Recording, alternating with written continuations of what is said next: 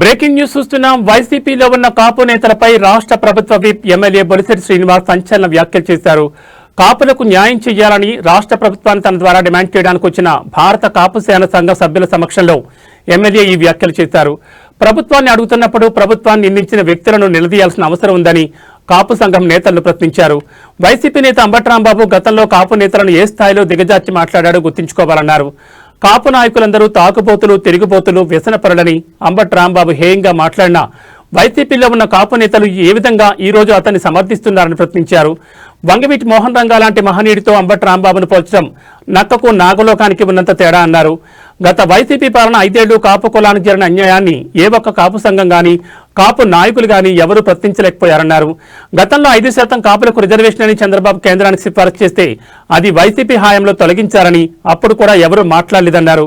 కాపు సంఘాలను, కాపులను అన్యాయం చేసినా, మోసం చేసినా వైసీపీలో ఉన్న కాపులు ఏం మొహం పెట్టుకుని పార్టీలో ఉంటున్నారని రోజు అర్థం కావడం లేదన్నారు. వైసీపీ హయాంలో రైతుకు ధాన్యం అమ్ముకునేందుకు, అమ్మిన ధాన్యం డబ్బులు వచ్చేందుకు ఆస్కారమే లేకుండా చేశారన్నారు. ఆక్వా రంగం గురించి తాడేపల్లిగూడెం వైసీపీ ఇన్ఛార్జ్ మాట్లాడడం హాస్యాస్పదంగా ఉందన్నారు. వైసీపీ హయాంలో ఆక్వా రంగాన్ని నిర్వీర్యం చేశారని తెలిపారు. వైసీపీ నేతలు అబద్ధాన్ని నిజంగా మార్చేందుకు ప్రయత్నిస్తున్నారని ఎద్దేవా చేశారు. కాపుల సంక్షేమం కోసం తనతో పాటుగా మిగిలిన అన్ని చోట్ల ఉన్న కాపు ఎమ్మెల్యేలకు వినతి పత్రాలు ఇస్తే అవకాశాన్ని బట్టి న్యాయం చేసేందుకు ప్రయత్నిస్తామని కాపు సంఘం నాయకులకు హామీ ఇచ్చారు.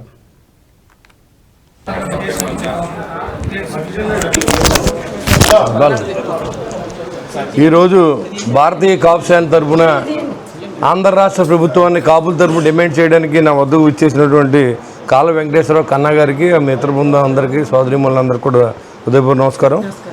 ఇవాళ అంబటి రాంబాబు గారు ఏం మాట్లాడారో మీరు గతంలో ఒకసారి గుర్తు చేయవలసిన అవసరం ఉంది.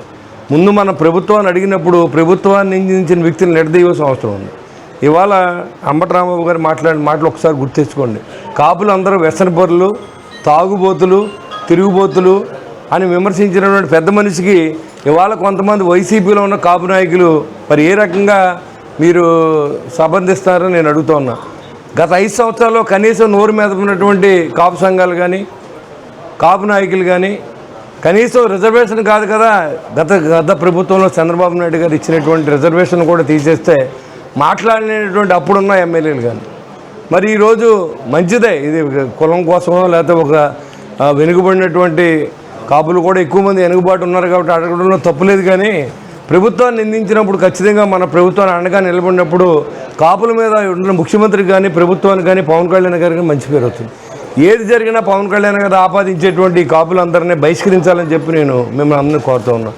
ఏదైతే వైసీపీలో ఉన్నటువంటి ఈ కాపు నాయకులందరూ కూడా కాపులు బోర్డులు పెట్టుకుని జైలుకి వెళ్ళి కాపునాడు ఎవరు ఏ కాపునాడు మీది ఎక్కడ ఉన్నారు మీరంతా? ఇవాళ కాపులు మొత్తం అదే అంబటి రాంబాబు తిట్టాడు, రంగా గారితో పోలుతున్నారు. రంగా గారికి నక్కకే నాగలోకి అనుకున్న తేడా ఉన్నటువంటి అంబటి రాంబాబుకి మోహన్ రంగా గారి గురించి పోల్చి మాట్లాడేటువంటి వ్యక్తులంతా కూడా చరిత్ర తెలుసుకోమని చెప్పి నేను కోరుతూ, ఖచ్చితంగా ఏదైతే న్యాయమైన కోరికలు ఉన్నాయో అన్నీ కూడా సీఎం గారు నోటీసులో పెడతాం. ఇవాళ ఉన్న ఆర్థిక పరిస్థితిని బట్టి గత 5 సంవత్సరాలు జరిగిన దోపిడీ నుంచి బయటపడిన పరిస్థితి ఈ రాష్ట్రం ఉంది. మరి దాని మీద ఇవాళ మళ్ళీ ఆలోచన చేయవలసిన అవసరం ఉంది. ఆ రోజు చంద్రబాబు నాయుడు గారు రిజర్వేషన్స్కి 5%గా ఆయన ఆమోదం తెలియజేశారు. అది కేంద్ర ప్రభుత్వం నుంచి రావాల్సి ఉన్న సమయంలో మళ్ళీ అదే తీర్మానం చేసి కాపులు రిజర్వేషన్ ఇవ్వక్కర్లేదని చెప్పిన వైసీపీ నాయకులు వెనకాల తిరగడానికి సిగ్గులేదా అని నేను ఎవరైతే మొన్న వెళ్ళినటువంటి కాపు నాయకుల్ని నేను క్వశ్చన్ చేస్తూ ఉన్నా. పోతే రైతుల పట్ల వీళ్ళకి చాలా ప్రేమ ఉందని నేను వైసీపీ నాయకులు మాట్లాడుతూ ఉన్నారు. ధాన్యంతో